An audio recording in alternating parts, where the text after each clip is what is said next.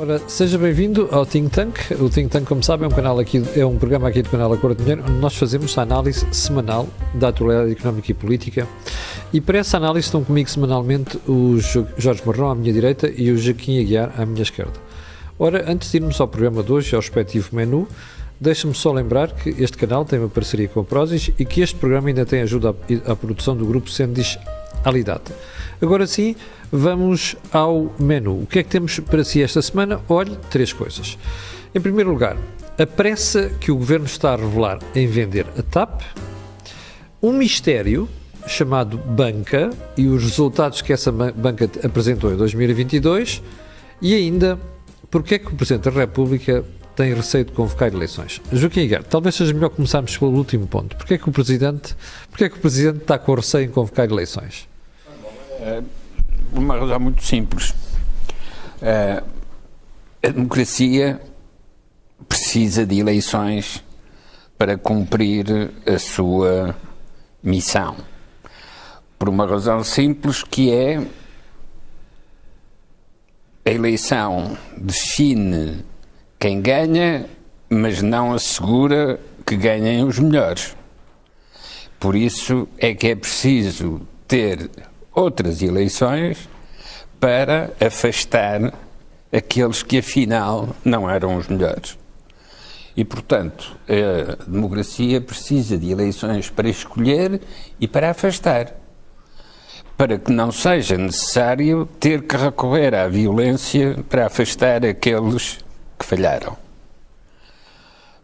Quando a democracia banaliza as eleições e repete eleições em cada crise política, é a própria democracia que se desvaloriza a si mesma, porque está a utilizar um instrumento nobre, são as eleições, para fins meramente utilitários, que é afastar alguém que não está a realizar aquilo que prometeu.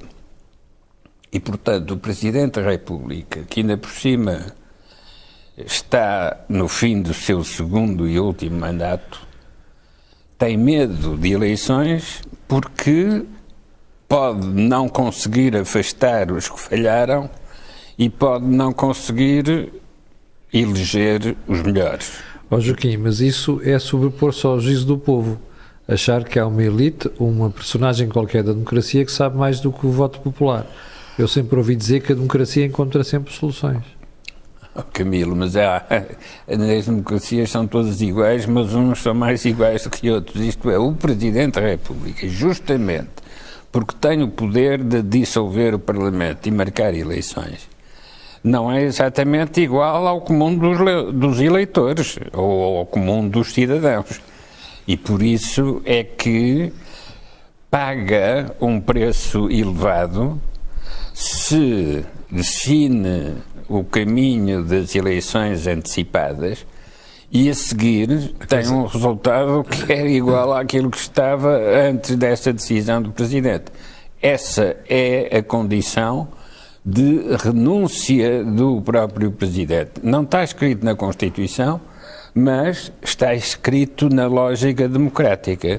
É que é atribuído ao Presidente um poder especial na presunção, no pressuposto de que ele sabe utilizar esse poder que lhe é atribuído. Ora, se dissolve um Parlamento e a seguir volta a ter o mesmo resultado do Parlamento anterior, é manifesto que não percebe nada de política.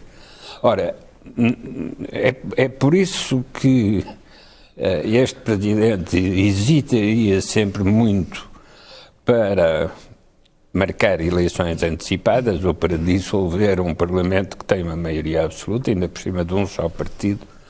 Nem é uma maioria absoluta de coligação, porque se fosse uma maioria absoluta de coligação, ainda podia fazer operações de pressão e de crítica que obrigasse um dos partidos da coligação a romper a coligação.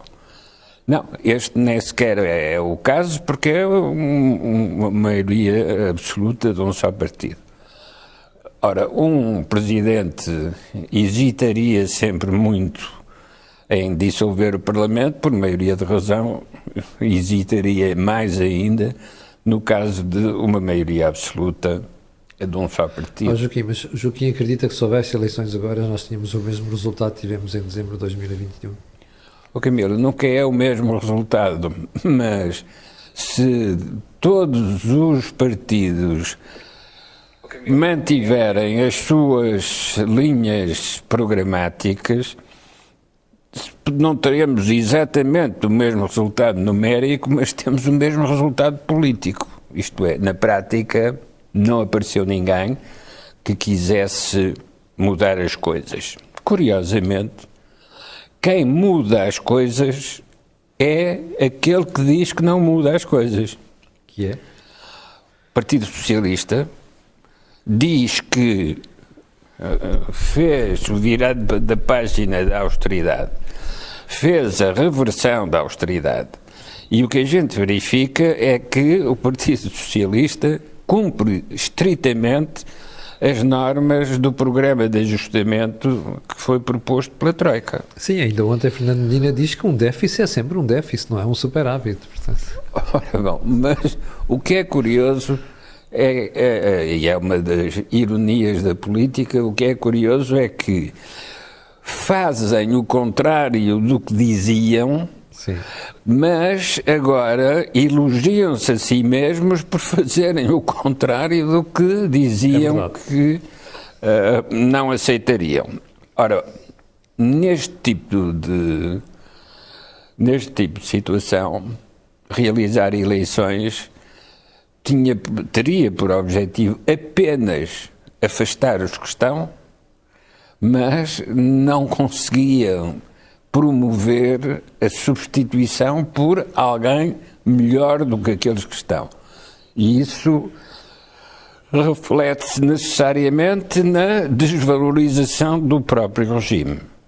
E é isso que este Presidente da República não quer que aconteça. Deixa-me ouvir aqui a opinião de Jorge. Jorge, tens a mesma opinião que o Joaquim em relação à questão de porque é que Marcelo Rebelo de Sousa foge da dissolução do Parlamento como o diabo da cruz?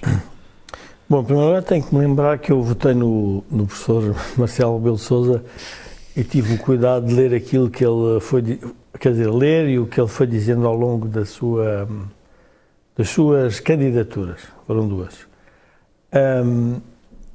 O professor Marcelo Rebelo de Sousa é uma pessoa institucionalista e julgo que elegeu como... Cavaco também era, Jorge. Sim, mas elegeu como mantra do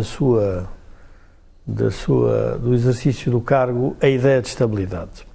E ele estava perante uma situação nova que era o Partido Socialista apareceu com uma coligação um pouco esdrúxula para a sociedade portuguesa, que era com o Bloco e com o Partido Comunista. E elegeu essa ideia da estabilidade e vive com ela de forma quase permanente. Para ele a estabilidade é cumprir aquilo que provavelmente os outros presidentes nenhum fez. Ramalhianes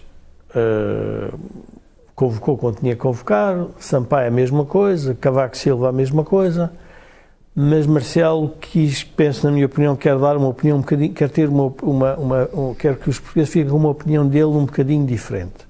Foi o presidente que cumpriu o ritual normal de uma democracia madura, que é um ciclo de X em X tempo, e não é ele próprio que participa nisso, até porque ele tem a característica, ou pelo menos é-lhe conhecida essa característica, de estar permanentemente a interferir numa intriga saudável ou perversa na vida política. Mas, ao mesmo tempo, pois, cumpre estes rituais da democracia. Estou de acordo com o Joaquim quando o Joaquim diz mas então, qual é a alternativa? E há aqui uma alternativa que é estranho não aparecer, que é a alternativa dentro do PS. Porque se nós imaginarmos os próximos 3 anos com um caso todos os meses, ou um casinho, ou um casão, todos os meses, portanto o país vai assistir pelo menos durante 36 meses a 36 novos casos, com um ex-primeiro-ministro que foi indiciado, foi acusado e não é julgado, com um governo que tem muitas figuras do tempo de Sócrates e, portanto, eu diria que o país, mais tarde ou mais cedo, vai fazer uma revolta contra o PS. Só precisamos saber é quando. Porquê? Porque as pessoas perceberam-se que com a maioria absoluta já não era o mesmo caso, o que é interessante verificar, não era o mesmo que se passava com a Geringonça. Com a maioria absoluta, o PS entrega a si mesmo, parece que ficou liberto de todas as regras, se quisermos, normais na democracia, que é o respeito pelo adversário, pela oposição, pelas minorias. E mesmo os volte-faces que António Costa tenta fazer não tem tido sucesso. E porquê é que eu começo a observar que há aqui uma ideia desta ideia da estabilidade pela estabilidade? Porque o Presidente, à medida que aparecem fenómenos que criam uma tensão na sociedade, ele vai buscar temas mais relevantes. A guerra, a inflação, as questões relacionadas com o mau funcionamento do Estado. Portanto, está como que a dizer ao Governo, por favor, vocês organizem-se e eu dou-vos todos os poderes para que vocês continuem a fazer aquilo que têm que fazer. E faz um jogo duplo, porque este jogo pode também ser visto pela oposição de uma forma positiva, que é deixem-nos espalhar por completo. Deixem-nos... Mas é isso que o PSD está a fazer. Não, mas por isso é que eu estou a dizer, é um jogo duplo, porque há um momento em que não se pode acusar o Presidente da República. Vocês não governaram, não foi porque eu não quisesse, ou porque eu tivesse a interferir. Eu dei-vos todos os instrumentos e vocês nada fizeram. E aí o país esclarece quem é que quer e quem não quer. E, portanto, eu acho que o Presidente pode até estar a querer dar uma oportunidade, eu diria que é uma forma ínvia, da oposição dizer, vocês tenham tempo de se organizar. E isso pode ser, na minha opinião, o que está por detrás da cabeça do professor Marcelo. Mas, em todo caso, eu acho que me estimulava a entrevistá-lo e fazer-lhe a pergunta diretamente, porque ele provavelmente explicará melhor do que nós.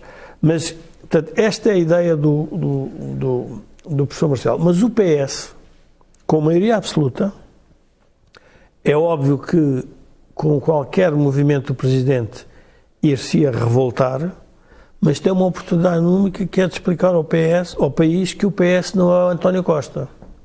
Porque neste momento o que dá a ideia é que o silêncio dentro do PS relativamente ao que se está a passar é um silêncio cúmplice. Porque e o silêncio é cúmplice, e reparem na estratégia política dos atores do PS. Uma é Augusto Santos Silva, que tem uma estratégia que já lançou, portanto, um anátema permanente, semanal, sobre o Chega. Portanto, mas é intencional, primeiro encostar o PSD ao Chega, e em segundo dizer, não é encostar o PSD. Eu sou o último bastião contra o governo do Chega. Está a defender uma democracia que parece que está ameaçada pela existência do Chega. E, portanto, ilibra-se de todas as responsabilidades no estado a que chegamos hoje. E, portanto, faz esse movimento.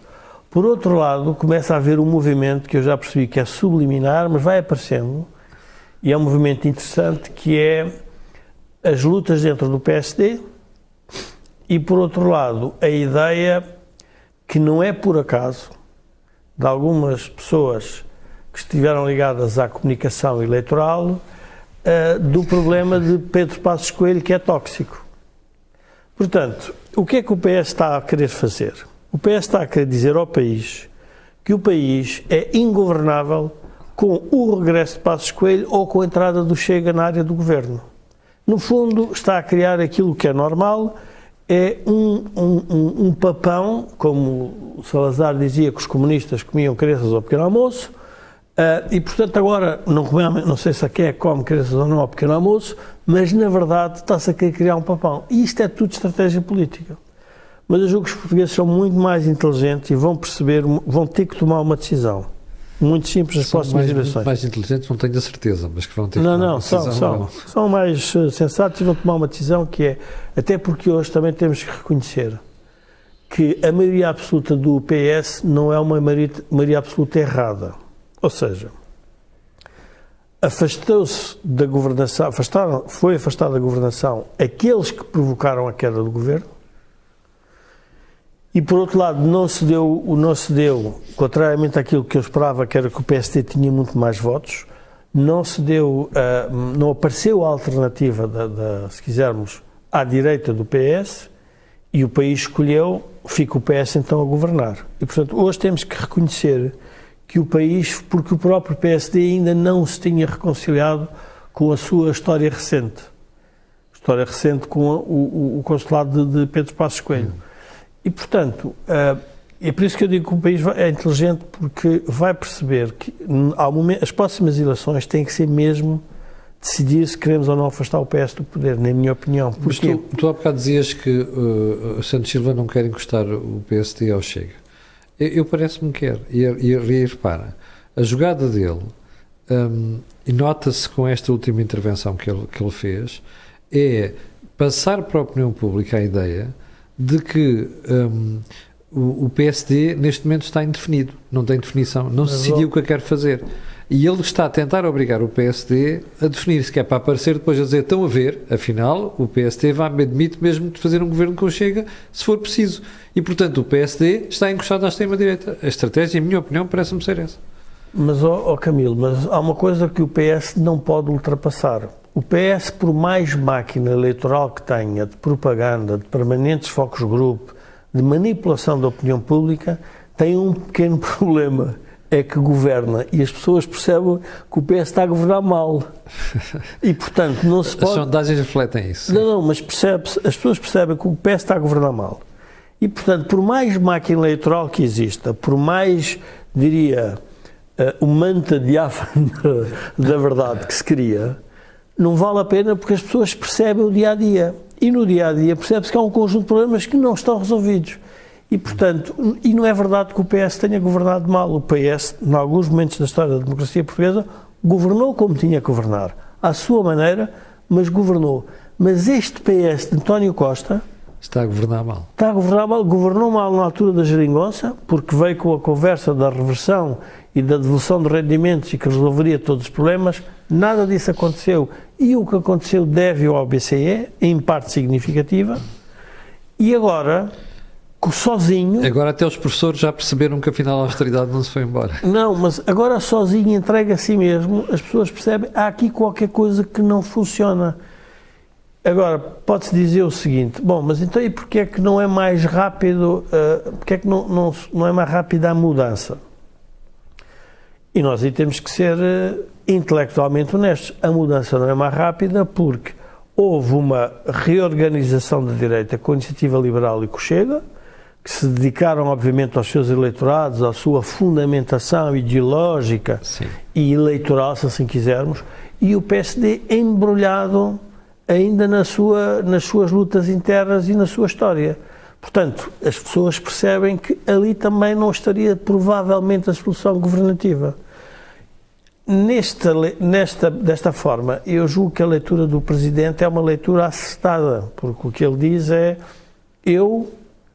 perante estes dados todos, o que é que eu vou fazer? O Presidente está acima de tudo isto. O Presidente, se escolher eleições, tem que escolher uma solução que ele anteveja. E ele pode não estar a antever a solução. E se nós também pensarmos um bocadinho, a solução também não é fácil, porque eu julgo que o PS vai provar um veneno. Porque qual é o veneno que vai provar? À medida que governa mal e continua a escolher o Chega como elemento de oposição, vai dar mais força e mais razão às pessoas que é preciso mesmo mudar, e razão para que as pessoas que à direita até nem estariam dispostas a fazer um acordo com o Chega, vão chegar a uma conclusão, dizer, é melhor tudo isto do que continuarmos com o PS.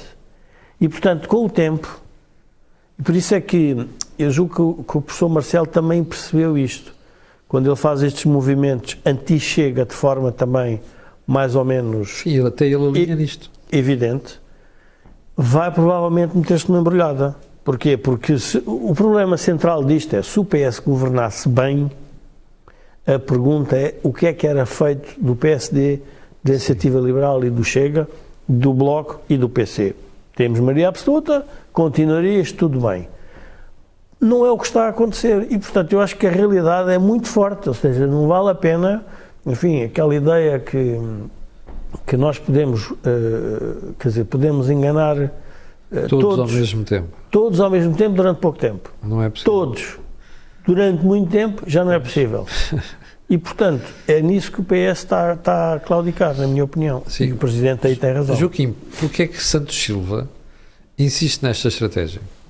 Porque gosta de malhar na direita. Pois isso já sabemos também. Não é uma questão intelectual, é uma questão de vício. E, portanto, está inclinado para esse lado, é para esse lado que ele reage. Coitado, o Santos Silva é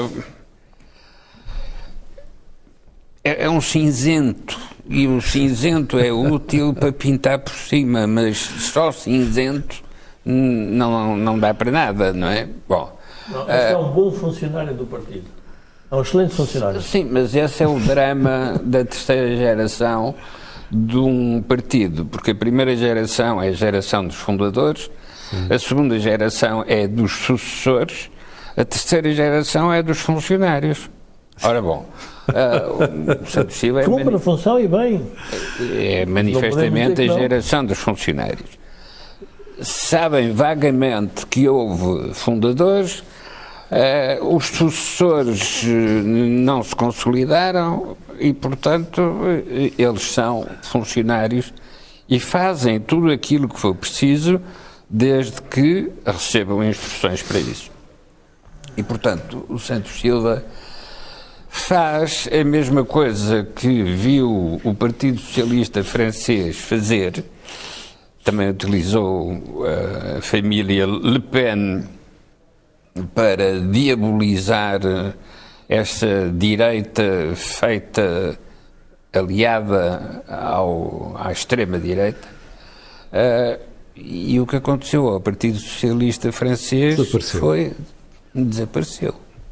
A senhora Mas Le eles Pen, não percebem o risco aqui em Portugal? a senhora Le Pen e a família Le Pen ainda lá estão. O Partido Socialista francês é que, pura e simplesmente, perdeu o conteúdo. Ora, e perdeu o conteúdo que tinha conquistado ou que tinha consolidado na sua rejeição do Partido Comunista Francês, que aliás começou por absorver antes da senhora Le Pen ter conseguido esvaziar o Partido Socialista Francês. Ora, no caso português, embora seja fácil fazer as correspondências, porque o Chega se considera um seguidor das orientações da Frente Nacional Francesa e, portanto, até é fácil fazer essas comparações, mas a questão mais funda é que o Partido Socialista Francês tinha uma tradição de luta, seja durante a guerra contra os alemães, na resistência, e tinha uma tradição de luta democrática contra os autoritarismos do Partido Comunista Francês. O Partido Socialista Português também tinha essa tradição de afirmação da democracia pluralista contra o centralismo autoritário do Partido Comunista, mas acabou por deixar esquecer esse passado quando utiliza o Partido Comunista e o Bloco de Esquerda para manter no poder um governo minoritário socialista desde 2015 até agora. Ora, ao fazer isso, o Partido Socialista não destruiu o Partido Comunista, no sentido em que o Partido Socialista francês reduziu significativamente o peso eleitoral do Partido Comunista, mas a verdade é que em França o Partido Comunista também perdeu para, não para os socialistas, mas para a extrema-direita da família Le Pen. E, portanto, não podemos fazer essas comparações diretamente, mas podemos sublinhar o que foi a importância do Partido Socialista em Portugal e do Partido Socialista em França com Mário Soares e com Mitterrand para compararmos porque é que não há hoje esse tipo de influência. E não há hoje esse tipo de influência dos socialistas porque o que temos nos socialistas são esses exemplos do atual Presidente da Assembleia da República, que de facto não se aproxima da estatura do Vasco... do primeiro José Presidente... Gama? Não. O primeiro Presidente da Assembleia da República, Vasta Gama Fernandes. Vasta Gama Fernandes. Sim. Bom, e não apenas esses, Joaquim. Houve vários a seguir ao Vasta Gama Fernandes que foram brilhantes presidentes. Esse é o que interessa do ponto de vista de referência do partido. Comparar com os fundadores. Sim. E, portanto, isto também nos dá um indicador sobre o que é a degradação dos valores da classe política pluralista. Porque eu lembro de estar uma vez numa sessão de televisão em que estava a criticar o primeiro-ministro do Partido Socialista e o atual Presidente da Assembleia da República diz que era só uma manifestação do meu ódio para com esse primeiro-ministro socialista. Ora, eu nunca tive ódio por ninguém na política e fiquei, confesso que, chocado com esse tipo de pedrada que nem os palestinianos contra os israelitas são tão violentos como esse Presidente da Assembleia da República.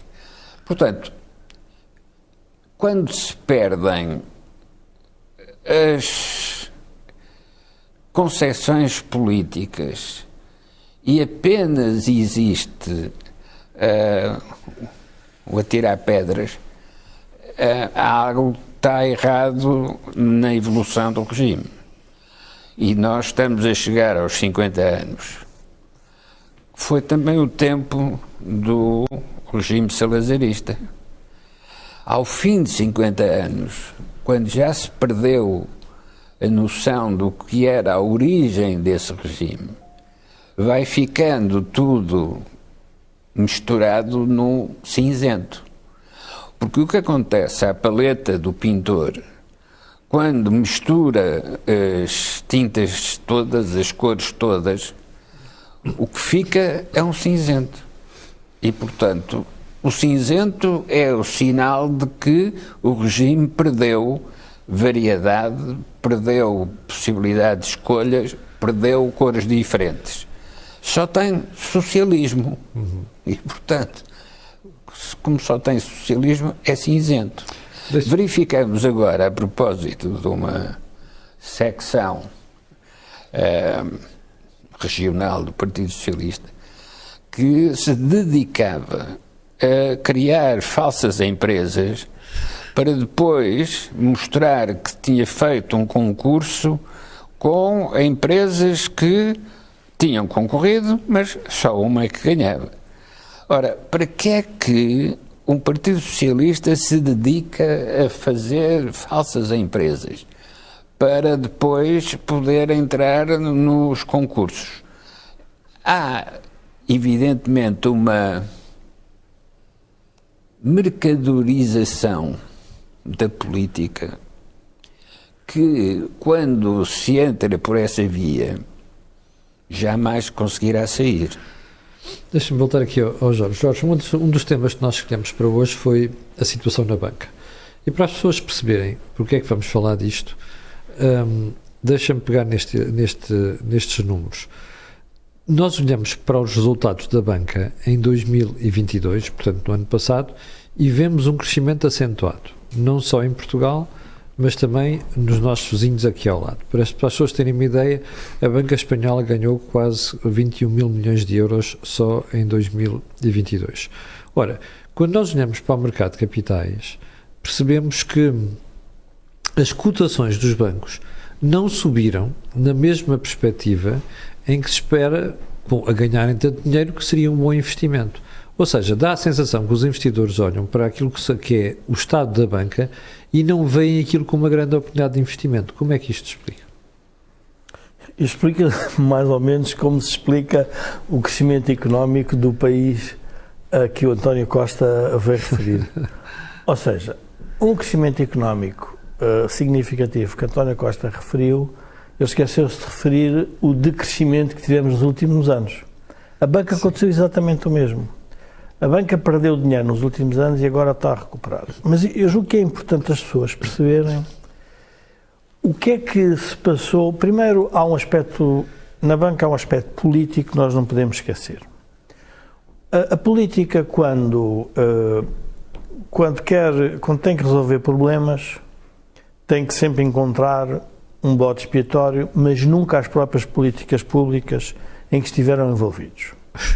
E, portanto, os bancos portugueses tiveram muitos problemas com o endividamento que contraíram no exterior e depois aquilo que fizeram no mercado interno, e todos os acionistas do banco pagaram por isso. Ou seja, as pessoas quando dizem, mas os bancos, a gente tem que se lembrar, os bancos têm donos.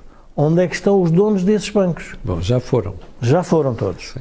Portanto, quando as pessoas dizem que não, eles, mas eles quem? Já foram todos. Portanto, esses acionistas foram todos afastados. A intervenção do Estado na banca é feita por quê? Para proteger depósitos. Sim. Pronto, então e como é que se protegem depósitos? Protegem depósitos se o banco for relativamente conservador. Conservador no quê? Na forma como dá crédito. Sim. E na forma como remunera os depósitos que lá põem. Os bancos entrarem numa guerra de depósitos têm que perceber que a seguir têm que aumentar as taxas no crédito. E eu quero lembrar as pessoas do seguinte, que as pessoas às vezes esquecem-se disto e é importante perceber. Vamos admitir que nós os três, enfim, o Joaquim pode ser o banqueiro, eu tenho crédito à habitação e tu és o Banco Central. Para pôr a coisa mais simples. O Banco Central fartou-se de dar dinheiro ao Joaquim para ele inundar a economia de dinheiro. E o que é que fez o Joaquim? Fartou-se de emprestar à economia a taxas negativas. Os bancos não ganhavam dinheiro. E como é que fizeram? Para os bancos não perderem rentabilidade, modificaram-se as comissões, mas não ganhavam na margem financeira. Sim. E tinham taxas de juros negativas. As pessoas puderam consumir, as pessoas puderam investir, e isto para quê? Para estimular a economia. Para isso é que foi feita a política monetária. Na altura tu decidiste dar dinheiro ao Joaquim para ele emprestar à economia, emprestar-me a mim, e eu comprava crédito barato e, portanto, fazia os investimentos que queria. Isto gerou inflação. Foi ou não foi? Foi. O resultado prático é a inflação. Depois há uns teóricos que vão dizer, não, a inflação é resultante da Ucrânia e tal. Espera lá aí uma coisa, então vamos ver o que é que foi a inflação em todas as zonas monetárias. E o que é que andaram a fazer os bancos centrais no Japão, o que é que andou a fazer o Banco de Inglaterra, o que é que andou a fazer o BCE e os pequenos bancos centrais das moedas que andam para aí na Europa. E agora, tu como Banco Central disseste, não, agora, meus senhores, agora acabou a brincadeira, se faz favor, vocês não emprestam mais à economia. E vamos admitir que o Joaquim escolheu-me como cliente e eu sou um cliente de crédito à habitação, em que fez um contrato comigo em que eu lhe vou pagar uma taxa de juros nos próximos 25 anos a 30 anos a um preço. Se o Joaquim, que é o dono do banco, decidir remunerar os depósitos, A pergunta é, ele vai ter que falar comigo para aumentar as taxas, mas não pode fazer, porque a seguir cai o Bloco de Esquerda em cima, o PS e todos aqueles que são os mágicos dos preços na economia, que é a esquerda intervencionista e dirigista, que vem dizer o crédito à habitação não pode aumentar. Então expliquem-me lá como é que não se pode aumentar o crédito à habitação e pode-se aumentar os depósitos. E disse, não, mas espera aí, mas os banqueiros estão a ganhar muito. Então se as pessoas acham que os banqueiros estão a ganhar muito, então investam nos bancos, Sim. que não é o que está a acontecer agora, É o que eu que as costumo pessoas dizer. estão a fugir de ser acionistas de bancos, porque sabem o risco que correram no passado e as perdas que tiveram, e, portanto, os bancos estão a reconstituir as suas bases de capital para proteger os depósitos, porque o mais relevante na banca é nós damos o dinheiro para quando lá formos ao banco temos aquele dinheiro um bocadinho mais. Se os bancos deixarem de ser competitivos, o que acontece? Competitivos no sentido de deixarem de ser rentáveis, o que acontece é que as nossas poupanças ficam ameaçadas. E por isso é que os governos fazem intervenção. Por outro lado, isto é uma coisa um bocado estranha de dizer, não é? Mas que qualquer pessoa perceberá. Se eu tenho excesso de dinheiro, por que é que eu vou pagar para ter mais dinheiro? É que neste momento a banca Não quer depósitos. não quer depósitos porque não quer emprestar à economia. Ora bem. Não precisa dos depósitos. E qual é o incentivo das pessoas? E as pessoas fazem a pergunta correta: e o que eu faço ao dinheiro? E o que vai fazer ao dinheiro é pegar no dinheiro e voltá-lo a pô-lo na economia. Como é que esse dinheiro vai aparecer na economia? Quando as pessoas forem para os certificados da Forro, quando comprarem obrigações das empresas, quando comprarem fundos, que foi aquilo que disse o Presidente do Santander, na prática. Sim. Disse, as pessoas têm a alternativa. Sim. Portanto, não venham dizer que não há taxas de juro. Nós é que não temos interesse nisso, porque nós queremos continuar a ter o banco mais sólido, mais saudável. A política não gosta disto. E porquê é que a política não gosta? Mas isto é importante as pessoas perceberem. Para a dimensão do que nós estamos a falar, os bancos portugueses todos juntos agora deverão representar 200% do PIB em ativos. Portanto, é muito dinheiro que estão a pôr em crédito. Mas já representaram mais, representaram 300% na crise em 2011. E o BCE deu instruções para que os bancos não emprestassem tanto à economia. Dizer, não, vocês têm que sair do risco, porque o que nós queremos é bancos sólidos com proteção dos depósitos. E, além disso, ainda temos o Fundo de Garantia de Depósitos. Portanto, quando os políticos se voltam para a banca para resolver um problema que foi criado pelo BCE, que lhe resolveu o problema anterior. O problema anterior qual foi? Não havia financiamento para os Estados. E o BCE deu a oportunidade aos Estados Sim. de se financiarem a taxas baixas para mantermos este Estado todo endividado. Portanto, eu julgo que quando se faz estas análises muito rápidas, cometemos sempre alguns erros. Mas este é grave porquê? Porque parece que nós não passámos por uma crise bancária. É verdade. Mas, Jorge, como é que tu viste esta polémica nos jornais, na comunicação social, sobre as palavras do Presidente do Santander, quando falou na questão de o consumo é excessivo? Olhem para a questão das pessoas que querem ir aos restaurantes estarem cheios. Como é que viste esta questão? Não, vamos ver, os banqueiros em geral, na história do dinheiro, na história dos bancos, os banqueiros sempre foram odiados. Os agiotas, aqueles que É verdade. pedem dinheiro. Uma ministra espanhola que esta semana chamou aos empresários usurários em vez de dizer que são empresários. Para quem vai para banqueiro, pode ter uma certeza que provavelmente nunca terá a opinião pública do seu lado. Exatamente. Isso não vale a pena. Mas o mais importante, e na altura eu e o Joaquim estivemos muito envolvidos nisso, que foi sobre a resolução de alguns temas da banca, do financiamento da economia portuguesa. O mais importante perceber é que nós temos que ter banqueiros com coragem para escrutinar o poder político e que diga aquilo que o poder político não gosta de ouvir. Se os banqueiros foi na aquilo que o altura... Presidente do Santander disse. Pronto, mas se os banqueiros na altura em que o Estado estava a endividar cada vez mais na banca, os portugueses estavam a se endividar mais no consumo, Se os banqueiros tivessem travado isso, É verdade. provavelmente nós não teríamos tido a crise que tivemos.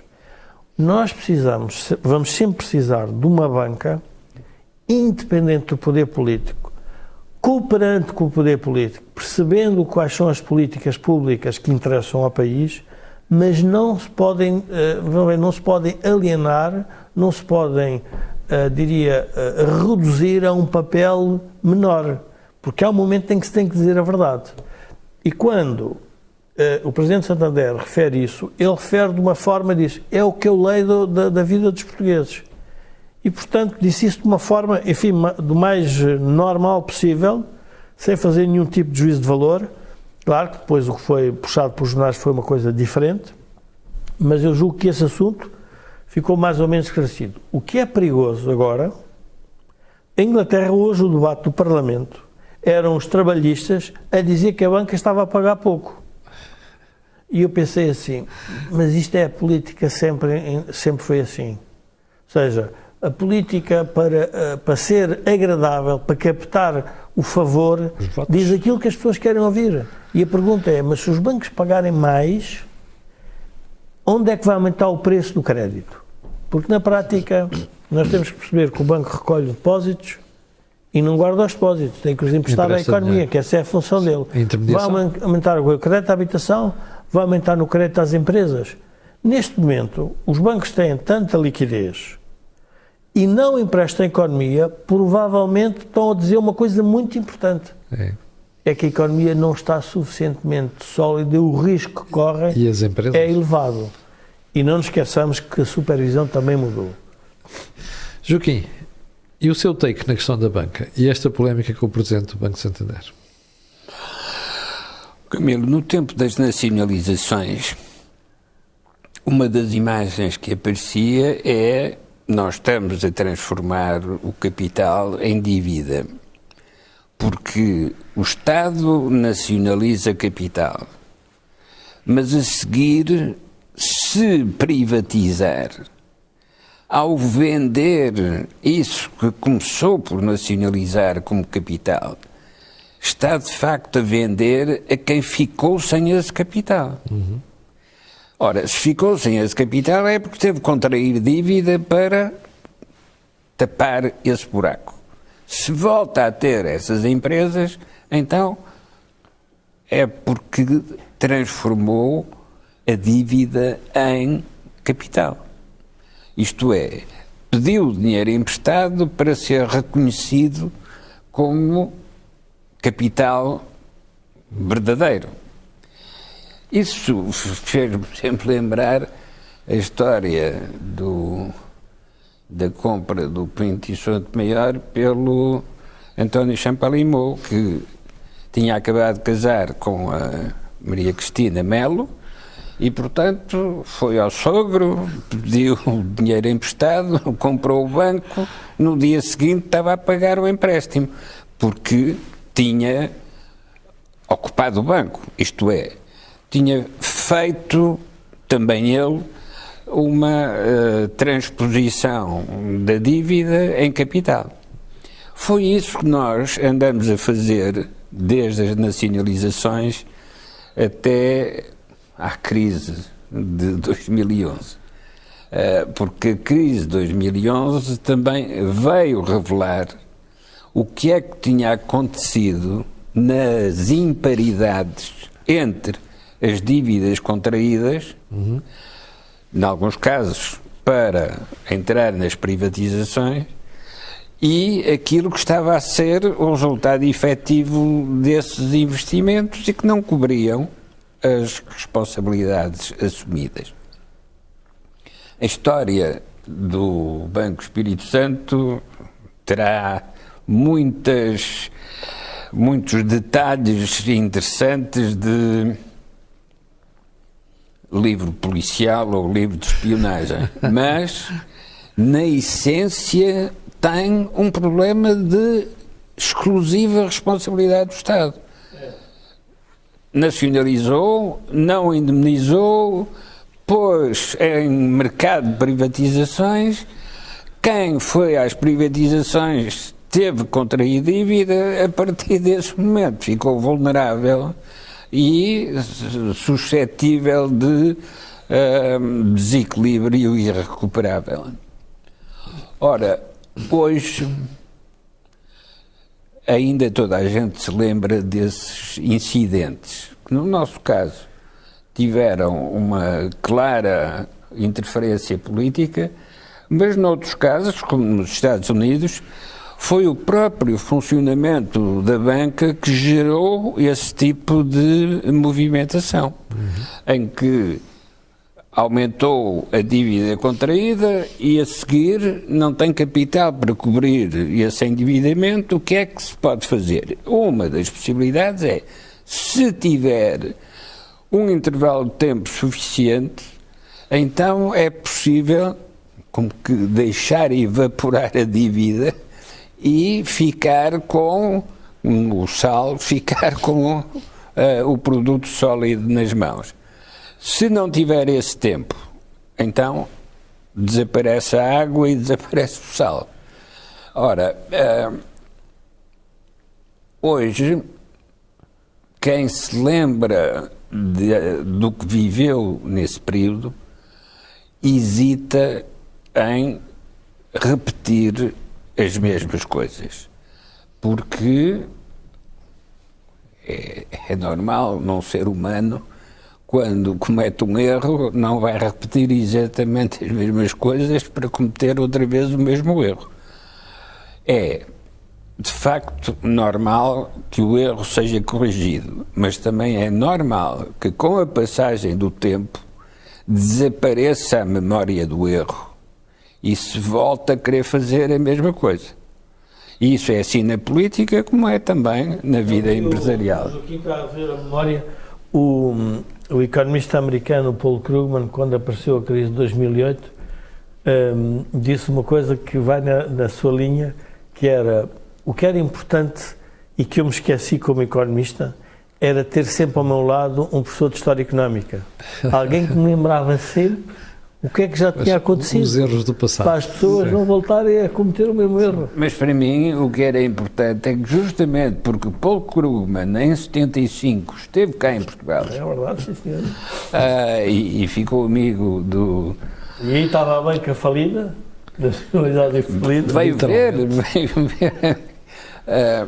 e ficou amigo do Miguel Beleza. Aliás, muitos anos depois escreveu coisas sobre esse período em que refere esses amigos que deixou cá em Portugal. E o problema com que nós estávamos em 2011 era justamente o de voltar a recordar o que é que tinha sido 75, 76, 77 e o que é que tinha sido a luta no Parlamento para que fosse reconhecido o direito a ser indemnizado pelo capital nacionalizado. E mesmo com os descontos que foram feitos na avaliação do que era o valor das participações, o valor real dessas posições de capital, mesmo assim, de facto, nunca mais se preencheu esse vazio. E a polémica com o Presidente do Santander? O Joaquim ficou incomodado por ele dizer que os portugueses continuam com um padrão de consumo muito elevado? Vamos lá ver. Mas eu não disse bem isso. Como diria o que ele disse foi que a economia estava sólida e que o índice de confiança dos consumidores era bom, que era mais ou menos, pelo menos a informação que o índice de confiança dos consumidores até se poderia ver ou seja, os indicadores da economia. Não, mas ele fez referência à questão do consumo elevado, isso fez. O que eu compreendo, e aliás eu acho que ele tem toda a razão nessa matéria. Agora, não podemos esquecer que o Santander e a família Botín, que era o principal acionista do Santander, ainda hoje é a filha principal acionista do Santander, comprou o Banco Tota e Açores. Sim. Ora, o Banco Tota e Açores era um dos bancos mais sólidos do ponto de vista empresarial e é o Santander que consegue recuperar esse valor empresarial do Banco Tota, agora Santander Tota, hoje há só Santander. E passa a ser um banco significativo no mercado português. Ora, a posição de quem está à frente desse banco é a de evitar que a pedra role na montanha outra vez, como no tempo do Sísifo, não é? Levava a pedra até lá em cima e quando chegava lá em cima a pedra descia outra vez. E, portanto, esse é o perigo que qualquer banqueiro consciente tem de acautelar, porque é repetitivo na história de Portugal dificuldades económicas acabarem por se traduzir em dificuldades bancárias, sobretudo dos acionistas dos bancos. Sim. Eu gostava de... Não, lembrando-me por causa do nosso comum amigo Miguel Beleza, que tinha sempre a famosa frase, que não era dele, mas que ele usava com frequência, que é: em economia tudo é incentivos, o resto é comentários. O pior que pode acontecer é criar um incentivo errado nos bancos. Sim. E esse incentivo, porquê? Porque o incentivo errado nos bancos pagam os portugueses todos, como aliás nós já percebemos. Foi o que aconteceu no período de Sócrates. Uma coisa é o Estado dar um subsídio a uma empresa. Sim. Pode estar errado, promover, mas na banca é preciso ter muito cuidado. E depois a banca, outra coisa que os políticos querem transformar é a banca como se fosse um braço armado do Estado Social que querem criar. Exato. A banca não tem essa responsabilidade. A responsabilidade da banca é para com os seus depositantes. As pessoas têm que se lembrar que quando depositam estão a fazer um empréstimo ao banco. Estão a dizer ao banco: eu confio em ti, dou-te este dinheiro para quando eu for ir levantar tu poderes mudar. Portanto, nós temos que sempre preferir um banqueiro conservador, porque essa é a função principal do banco, para ele manter as poupanças, para as remunerar de acordo com as leis do mercado, coisa que o Bloco e o PC e uma parte, pelo que parece, dos militantes também do PS não estão a perceber, é que não se pode estar permanentemente a fazer a intervenção na gestão do preço do dinheiro.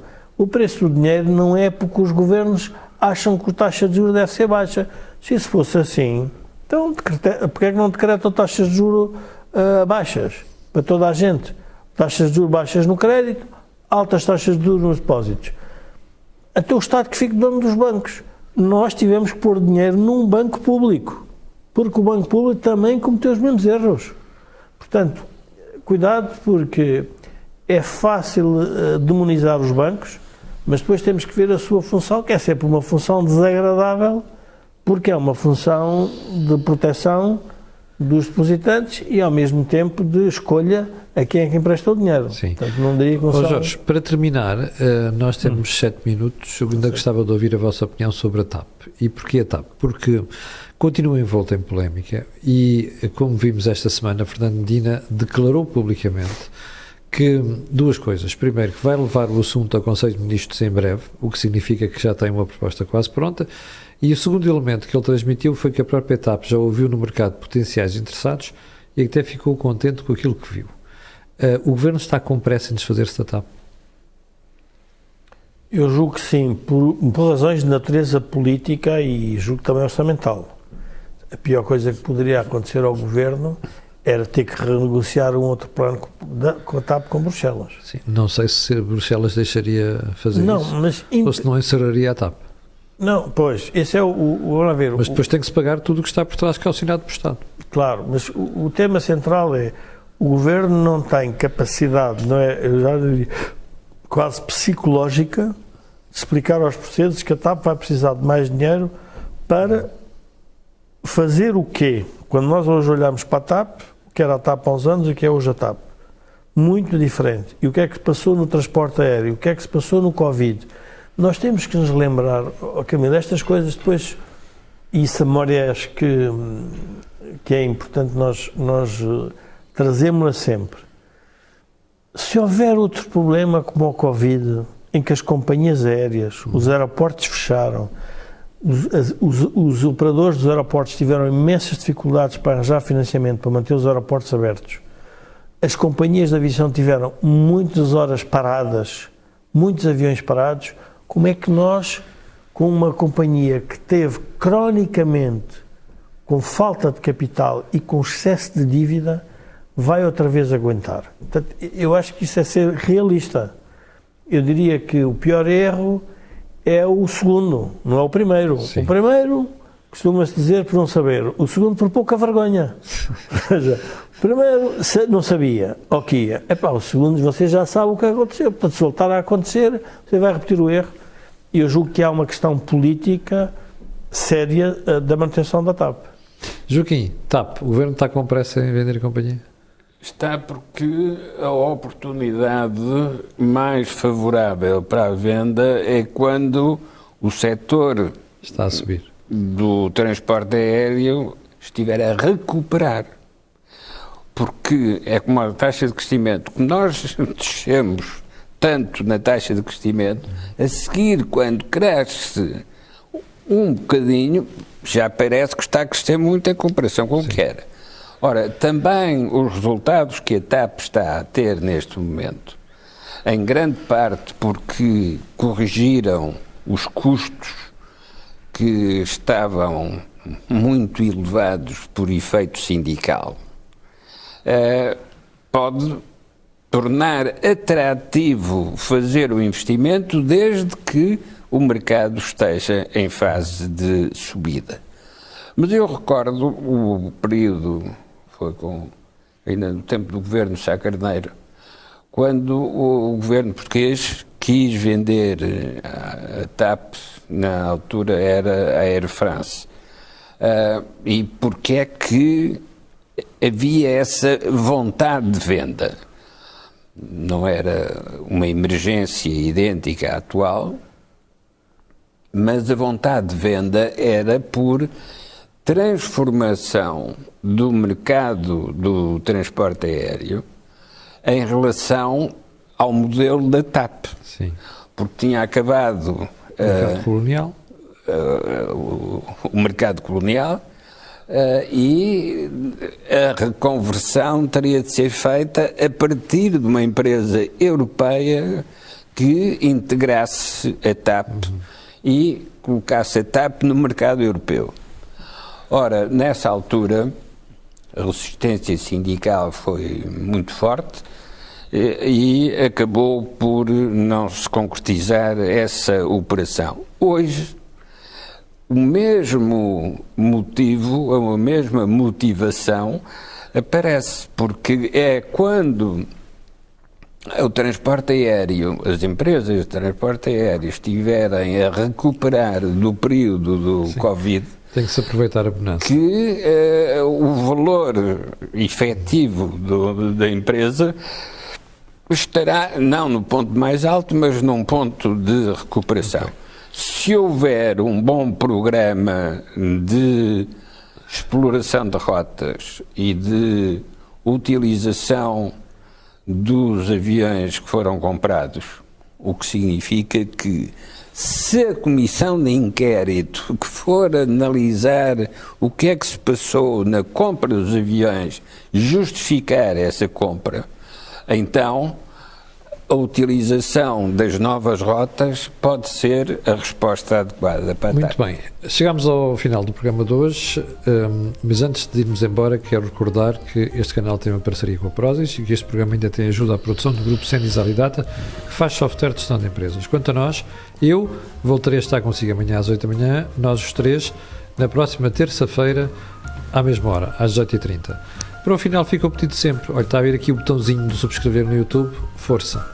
O botão like também e o botão de partilha nas redes sociais. Já sabe porquê? Aquilo que houve aqui não houve em mais sítio nenhum.